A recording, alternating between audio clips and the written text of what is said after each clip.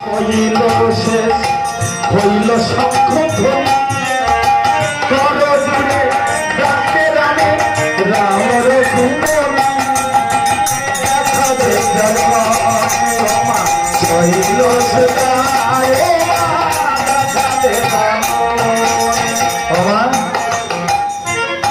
ষষ্ঠী গেল, সপ্তমী গেল, অষ্টমী নবমী সন্ধিক্ষণ গেল। তবে কাতরিতে ডাকিলে সন্তান কতবার দিয়েছি সারা, তবে কি আমার এই শরতের পূজা ব্যাখ্যা করে দিবি মা?